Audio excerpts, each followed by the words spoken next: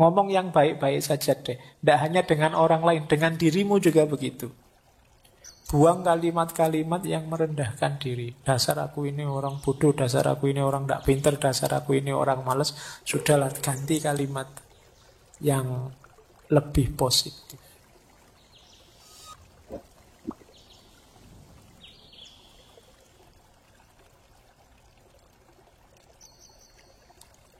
Jadi kalau orang kok pikirannya jernih, otomatis gembira. Kenapa kok kita galau? Kemungkinan pikiran kita ruwet. Jadi tidak karu-karuan, itu terus kita sedih. Tapi kalau pikiran kita jernih, oh yang salah ini, yang benar ini. Oh yang cocok ini, yang tidak cocok ini. Kalau tegas, jelas, itu kan kita senang, gembira, lega. Tapi kok masih banyak kerumitan-kerumitan, keruwetan-keruwetan, tidak jernih, itu biasanya kita masih galau. Maka kegembiraan itu mengikuti pikiran yang jernih. Dan diri kita itu dibentuk oleh pikiran kita.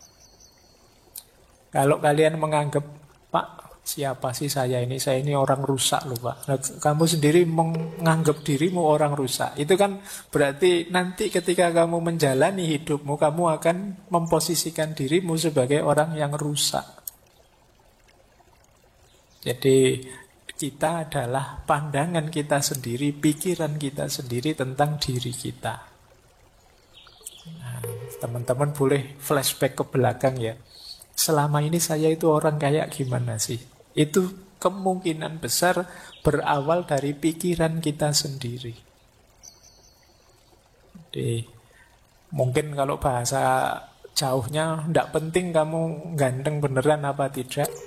Yang penting apa? Kamu merasa ganteng. Orang itu merasa ganteng saja. Itu kan gayanya kayak orang paling ganteng sedunia kan sudah. Jadi meskipun secantik apapun kalian, seganteng apapun kalian, kalau pikiranmu, saya itu Pak, ya gayamu juga merasa seperti orang yang biasa saja. Jadi kita adalah sejauh yang kita pikirkan. Hidup kita dibentuk oleh pikiran kita. Maka hati-hati dalam berpikir.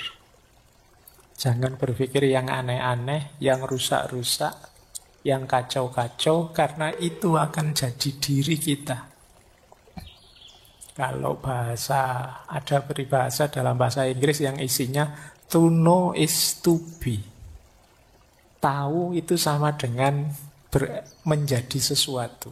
Apa yang ada di pikiran kita, seperti itulah nanti hidup kita. Pikiran negatif itu pikiran apapun yang terkait dengan kondisi emosi kita yang destruktif atau tidak menyenangkan. Mungkin berhubungan dengan kemarahan, kecemasan, depresi, pesimis. Pokoknya melihat apa-apa serba negatif. Jadi pikiran negatif itu lihat sisi buramnya sesuatu. Ini pikiran negatif. Lihat minuman gini aja, wah jangan-jangan ini diracun sama anak-anak ini. Jangan-jangan ada yang benci saya, ini pikiran negatif. Mau melakukan apa saja yang diambil sisi buruknya. Ini hati-hati karena kalau kita sudah habit pikiran negatif itu, apa saja kita persepsi sebagai negatif. Jangankan yang memang negatif, yang positif pun dilihat sisi negatifnya.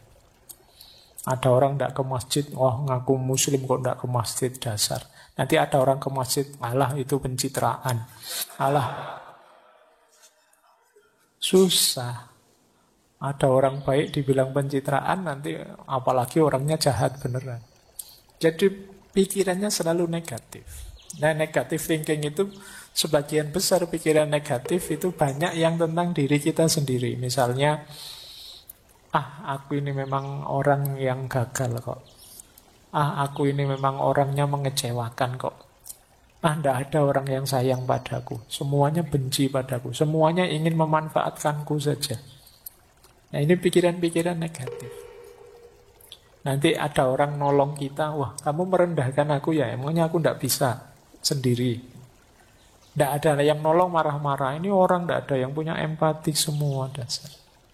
Sulit melawan orang yang pikirannya negatif. Dibantu dianggap merendahkan, tidak dibantu dianggap tidak peduli. Seperti apa teman-teman memposisikan dirimu? Apakah dirimu sendiri itu kawan atau lawan buatmu? Orang yang negative thinking itu bahkan dirinya sendiri menjadi lawan. Menyusahkan saja kerjaannya. Ini namanya inner critics. Jadi kritikus dirinya sendiri. Tapi ini kritik dalam makna negatif ya. Ada yang inner ally. Ally itu berarti sekutu. Jadi kita bisa berkawan, saling mendukung dengan diri kita sendiri. Orang yang diri sendirinya jadi lawan, itu yang pertama, cirinya adalah yang dilihat selalu negatifnya saja dan diingat-ingat terus. Saya dulu pernah gagal, saya dulu pernah jatuh, saya dulu pernah dikecewakan atau mengecewakan orang, saya dulu. Yang diingat jeleknya terus, berarti dirimu adalah musuhmu sendiri. Tidak memberi kebahagiaan.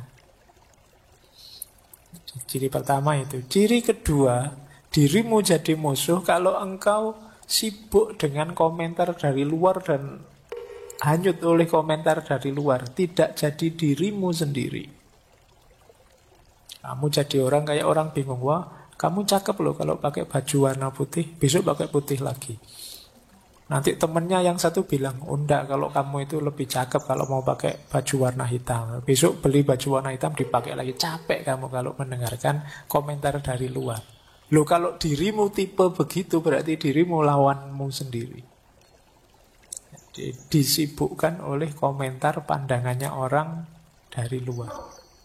Kamu posting apa terus yang jempoli kok sedikit. Sementara posting yang jenis ini yang jempoli banyak. Terus kamu pingin niru. Ternyata masih kalah dengan jenis ini. Kamu niru yang terus kamu tidak punya identitas. Yang lihat channelmu bingung. Ini channel apa tuh ya? Isinya ada nyanyinya, ada horornya, ada kamu ngikuti tren ngalur ngidul kiri kanan sesuai yang sedang in. Akhirnya malah ruwet. Kamu mendengarkan usul tidak punya jati diri. Nah itu berarti apa? Lawanmu adalah dirimu sendiri. Ada lagi inner critic itu dirimu selalu berprasangka buruk dan tidak punya tujuan. Jadi selalu lihat jeleknya saja. Itu kan seperti tadi. Itu berarti musuhnya dirimu sendiri. Kalahkan dirimu yang hanya lihat jeleknya saja. Segala sesuatu. Kalau sudah terlatih lihat jeleknya, nanti kamu tepis. Kalau dia komentar, jangan pakai baju itu, lucu. Tidak apa-apa, saya ingin pakai baju ini aja. Kenapa sih? Coba dilawan dirimu. Kadang-kadang perlu dikerasi sedikit begitu, biar tidak manja dengan persepsi-persepsi negatifnya. Kemudian diri yang selalu mengkritik itu biasanya diri yang jadi sumber kegalauan. Galau oleh kekurangan-kekurangan kita. Ya kita yang paling tahu kekurangan kita. Tapi kekurangan kita itu kan jalan untuk kita berusaha memperbaiki diri, bukan jalan untuk galau. Tapi diri yang serba negatif tadi tiap hari menyusahkan kita dengan kegalauannya. Jadi ini coba kita cek diri kita sendiri sebagai apa. Alhamdulillah kalau diri kita adalah sekutu yang baik, teman yang hebat. Ini kebalikannya yang negatif tadi. Kalau ini positif, teman yang hebat itu fokus pada semua pengalaman, tidak dipilih-pilih. Pengalaman baik, pengalaman buruk diterima. Kemudian yang baik diingat-ingat, diambil yang bagus-bagus, kemudian yang buruk diambil pelajaran, harusnya bagaimana untuk meningkatkan diri. Ini berarti diri kita jadi teman yang baik. Tidak sekedar ngeritik, ya memang ada jeleknya kita terima, tapi untuk dijadikan pelajaran ke depan, biar kita tambah baik. Nah, kalau tentang komentar orang, ya semua komentar silahkan masuk, tapi aku nanti yang menentukan. Mana relevan, mana tidak relevan. Mana cocok, mana tidak cocok. Terima kasih usulnya, tapi saya punya persepsi sendiri. Nah, ini berarti jiwa kita teman yang enak. Tidak sekedar membawa kita diombang-ambing komentar-komentar, pandangan-pandangan dari luar. Kadang-kadang jiwa kita menguatkan kita sendiri, yakinlah bahwa ini baik. Lanjut saja, tidak usah terlalu mendengar orang lain. Nah, ini dia sekutu yang baik. Kemudian inner ally juga percaya diri, tidak minder. Jadi orang percaya diri itu ya tidak mudah dipengaruhi. Jelas tujuan dan sadar proses. Apa-apa ya perlu proses. Untuk mencapai tujuan perlu proses-proses. Kalau inner ally membanggakan kelebihan. Jadi kalau tadi yang inner kritik itu kan galau oleh kelemahan. Kalau ini melihat positifnya diri. Iya sih nilaiku jelek tapi alhamdulillah aku masih semangat. Nah, lihat positifnya. Iya sih sampai usia sekian aku masih jomblo tapi tidak apa-apa aku jomblo yang bahagia kok. Nah itu jadi lihat sisi diri yang positifnya. Wow, kalau yang inner kritik tadi ada masalah sedikit dia pontang-panting galau. Gelap duniaku. Aku harus bagaimana lagi? Siapa yang peduli padaku? Wah, pokoknya kalimat-kalimatnya ya, kayak lagu semua akhirnya. Nah, itu tipe inner kritik. Nah, ayo kita bentuk diri kita berkawan dengan kita, inner ally. Jangan sampai kita musuhan dengan diri kita sendiri. Jadikan sisi dalam diri kita itu pendukung yang kuat. Dia yang paling ngerti sebenarnya tentang kita. Cara untuk melatih berpikir positif adalah yang pertama, ayo mengenali kelebihan-kelebihan dan keberhasilan-keberhasilan kita. Tidak ada orang itu yang hidupnya negatif terus. Pasti pernah mengalami hal-hal positif. Bila perlu ditulis. Boleh teman-teman kalau ada waktu ya, bawa kertas atau buku tulisan. Kelebihanku itu apa saja sih kira-kira? Nah, 1, 2, 3, 4, 5 apa saja. Pasti ada kok kalau teman-teman jeli. Tidak mungkin tidak ada kelebihan sama sekali. Ya kemungkinan banyak tapi tidak ketahuan saja. Kalau kalian jeli mungkin ketemu, oh ternyata saya itu orangnya begini, orangnya begitu. Coba ditulis saja. Ini membawa kita nanti pada rasa syukur. Iyalah ternyata dari sekian banyak kelebihanku, hanya satu ini toh kekuranganku. Lah terus kenapa selama ini hidupku kok murung terus ya? Nah ini coba kalian, tidak apa-apa wis latihan nulis. Meskipun tulisannya disembunyikan untuk diri sendiri juga tidak apa-apa. Mungkin malu kalau dibaca orang lain ya tidak apa-apa. Tapi paling tidak kan melakukan muhasabah sendiri. Apa kelebihan-kelebihanku? Boleh juga capaian-capaianku. Alhamdulillah Pak, saya dulu bisa lulus TK tepat waktu. Misalnya. Loh, itu kan prestasi. Mungkin ada yang TK-nya tidak tepat waktu. Nah, jadi dan banyak capaian-capaian yang lain gitu loh. Saya selalu sukses Pak tiap bulan menghabiskan kiriman orang tua. Wah, itu. Alhamdulillah. Barokah berarti kirimannya orang tua. Iya Pak, selalu bisa saya habiskan dengan sukses. Coba ya kamu hitung capaian-capaian. Banyak lah mesti, tenang saja. Saya berhasil membuat dosen saya marah Pak. Itu juga. Baik, ya capaian yang baik ya. Nanti kamu tulis, biar apa? Biar yang kedua masuk. Gimana caranya kamu bisa bersyukur. Kalau kamu bisa sulit menemukan kelebihan atau capaian hidup prestasi, tapi yang kedua ini pasti kamu ketemu. Hal-hal yang bisa disyukuri. Mudah untuk mencari hal yang bisa disyukuri. Kalau kalian sulit, bandingkan dirimu dengan orang yang situasinya lebih sulit darimu. Dan itu banyak. Mungkin kamu masih sehat lah. Mungkin kamu masih hidup lah. Mungkin kamu masih bisa ketawa lah. Mungkin banyak hal yang bisa kamu syukuri. Nah ini akan banyak mengubah hal yang negatif jadi positif. Terus cari circle yang positif. Cari teman yang juga positif. Kalau temanmu negatif semua, ya lama-lama kamu terpengaruh negatif. Cari teman yang enak, diajak bersama-sama, yang mikirnya selalu yang baik-baik, membooster semangatmu.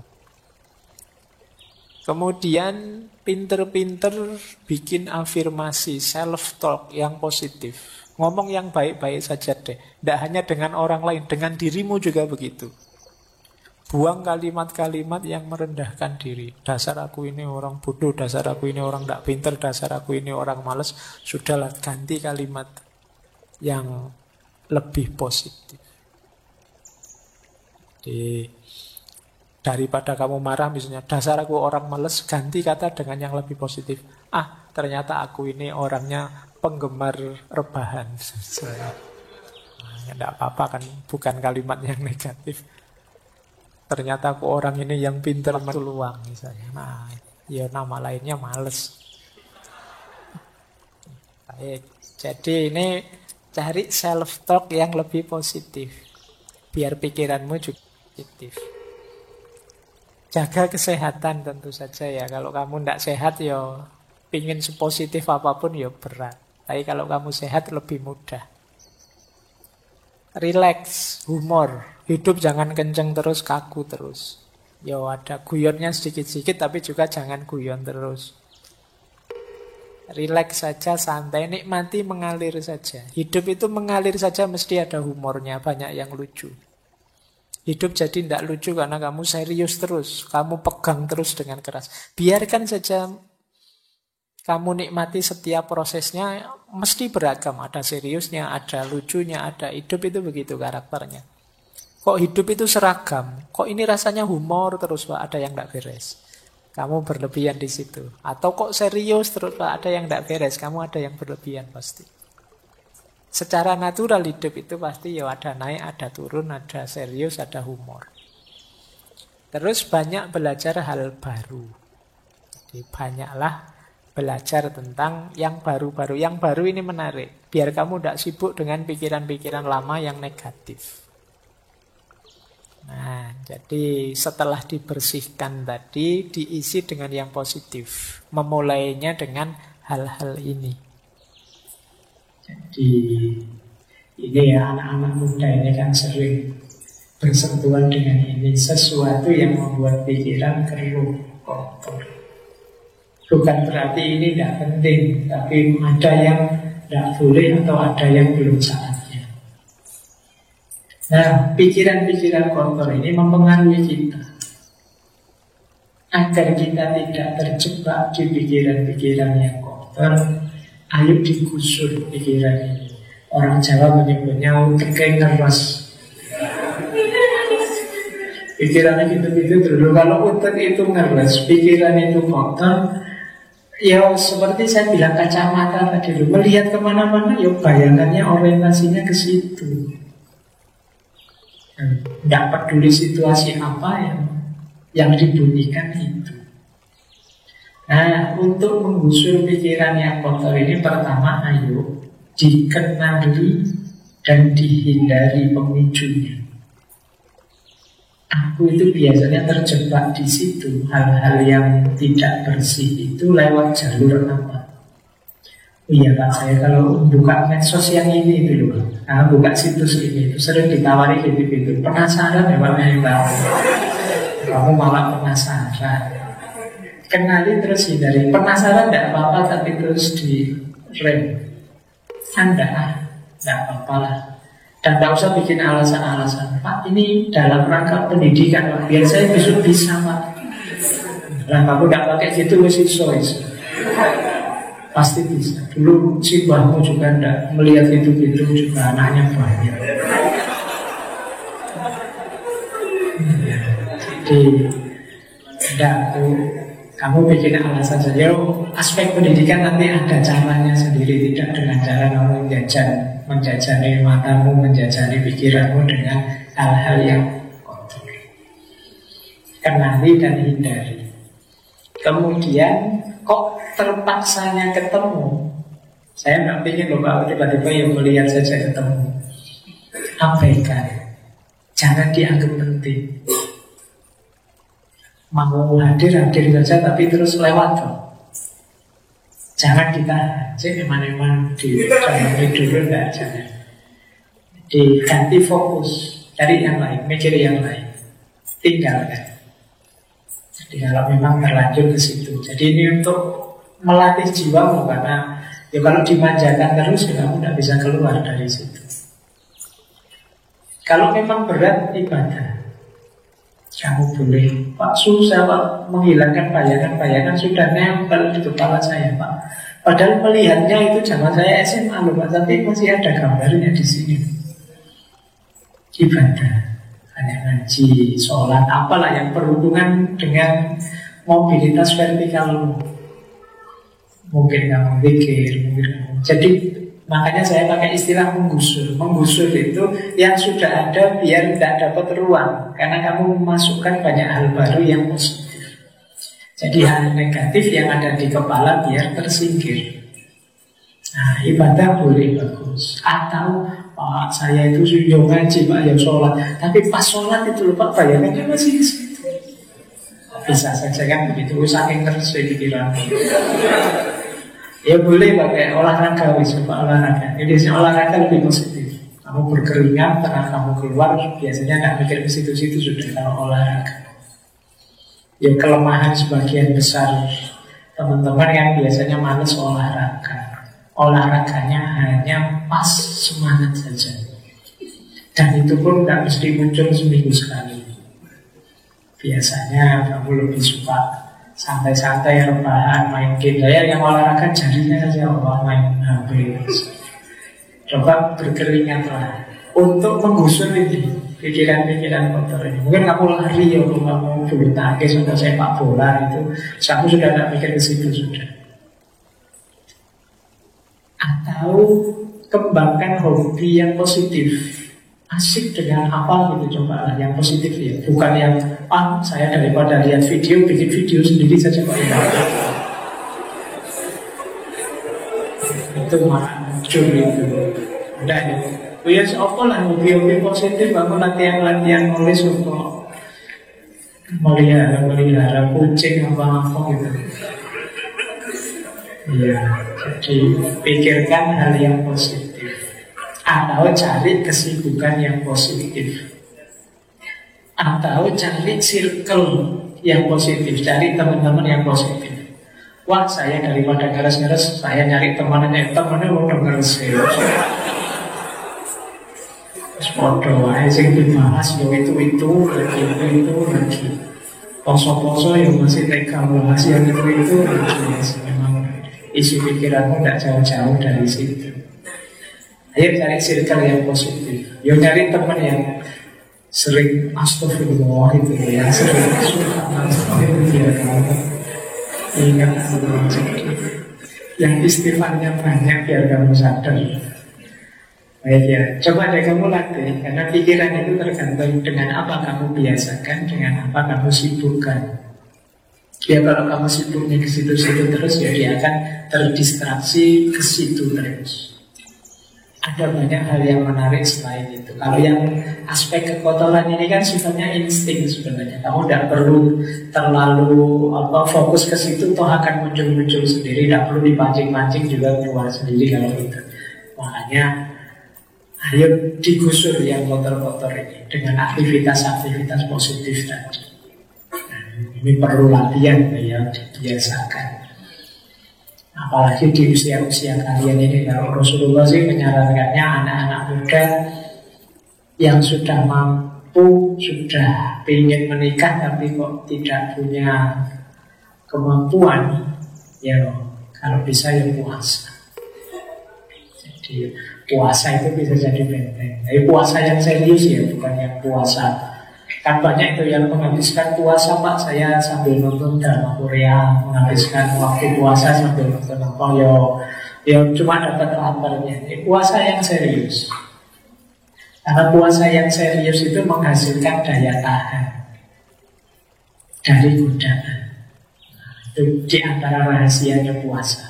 Tapi kenapa kok kamu masih belum tangguh saja, padahal sejak kecil sudah puasa? Kemungkinan puasanya belum terlalu serius selama ini, sehingga hanya dapat lapar dan hausnya saja, belum dapat makna yang lebih dalam. Nah, kamu kejar yang lebih dalam dengan puasa yang lebih serius. Yang dipuasai tidak hanya makanan dan minuman, tapi juga mempuasai hati, mempuasai pikiran. Malam hari ini itu sebenarnya kita belajar mempuasai pikiran. Pikiran yang puasa, yang tidak menginput dirinya dengan hal-hal yang negatif, yang kotor. Minggu depan kita belajar melatih hati biar ikut puasa bersih. Baik, jadi ini cara, tips praktis untuk menggusur pikiran yang kotor. Nah, ada kalimat yang bagus ini untuk bahan renungannya teman-teman. Air di lautan yang luas takkan pernah sanggup menenggelamkan sebuah perahu kecil di atasnya, kecuali perahu itu dimasuki oleh air. Demikian juga dengan kehidupan kita ini. Segala hal negatif, jahat, buruk akan selalu ada di sekeliling kita. Namun semua itu tidak akan mampu menenggelamkan kita, kecuali kita membiarkannya masuk dalam pikiran kita. Jadi kita tidak akan mungkin tenggelam kecuali kita sendiri yang memasukkan air itu di kapal kita. Maka di situ puasanya pikiran. Maka tadi saya sarankan, yuk hati-hati dengan yang kita inputkan, yang kita masukkan di kepala kita, di pikiran kita. Itu akan jadi kunci kita akan selamat ataukah tenggelam. Kalau kita tidak hati-hati, kita bisa saja habis tenggelam, karena kita sendiri yang memasukkannya. Tapi kalau kita punya daya tahan untuk tidak memasukkan air ke kapal kita, tidak memasukkan yang buruk-buruk ke kepala kita, insya Allah dahsyat apapun ombak dan air, ya kita tidak akan tenggelam. Tenggelam itu ketika air masuk di kapal kita. Nah, jadi kalau ada air, kalau ada hal yang buruk negatif di kepala, cepat-cepat dikuras, dibersihkan, biar kita tidak tenggelam. Ini mungkin pelajaran dari kisahnya Nabi Nuh itu kan, secara fisikal memang dilanda banjir besar, tapi selamat karena kapalnya tidak dimasuki air. Nah, jadi ini pelajaran besar. Kenapa malam hari ini kita belajar bersih-bersih pikiran, biar nanti kita tidak tenggelam. Nah, ada quotes bagus untuk menutup sesi kita malam hari ini. Yang pertama, mari jadi orang yang berani meminta maaf. Yang kedua, mari jadi orang yang tangguh, yang mau memaafkan. Yang ketiga, mari jadi orang yang bisa melupakan yang kemarin-kemarin sudah terjadi, yang membebani pikiran kita, baik dalam bentuk pikiran negatif, beban berlebih, overthinking, maupun pikiran-pikiran kotor. Mari kita buang, kita lupakan. Itu akan jadi jalan kebahagiaan kita. Yang pertama minta maaf adalah yang paling berani. Yang pertama memaafkan adalah yang paling kuat. Yang pertama melupakan adalah yang paling bahagia. Orang yang tidak mau atau tidak sanggup minta maaf, ini orang pengecut. Dia tahu salah kok tidak mau minta maaf. Maka orang yang pertama kali minta maaf adalah orang yang paling berani. Tidak sederhana minta maaf itu. Tapi sebaliknya juga begitu. Orang yang pertama memaafkan, dialah yang paling kuat. Karena memaafkan jauh lebih berat dibandingkan minta maaf. Nah, tapi ada lagi yang lebih berat. Apa? Melupakan yang sudah terjadi sebelumnya. Melupakan ini kan yang jadi beban pikiran. Membersihkan pikiran itu kan melupakan segala hal yang negatif sebelumnya terjadi. Orang yang bisa melupakan, dia akan jadi yang paling bahagia. Tapi orang yang sulit melupakan apapun yang terjadi kemarin, diingat-ingat terus. Apalagi dicari terus jejak digitalnya. Nah, sekarang kan begitu modelnya, ya kamu akan sulit bahagia. Untuk bisa bahagia, kamu harus punya daya melupakan. Ya bukan berarti melupakan itu tidak ingat semuanya, tapi membypass, melampaui hal-hal yang kemarin sudah terjadi, relakanlah. Maka kita akan bahagia. Baik, saya kira itu ya untuk malam hari ini. Jadi mungkin tidak terlalu banyak refleksi yang bulat, lebih praktis sifatnya, tapi menurut saya penting, eksistensial, untuk menjamin diri kita tetap tegak sebagai manusia dengan martabat kemanusiaan yang tinggi. Karena betapapun martabat kemanusiaan itu kuncinya di pikiran. Kalau pikiran-pikiran kita serba negatif, atau pikiran-pikiran kita terlalu berat beban, terlalu banyak beban overthinking, apalagi pikiran-pikiran kita kotor, yang kemungkinan nilai dan martabat kemanusiaan kita akan tambah rendah dan tambah jatuh.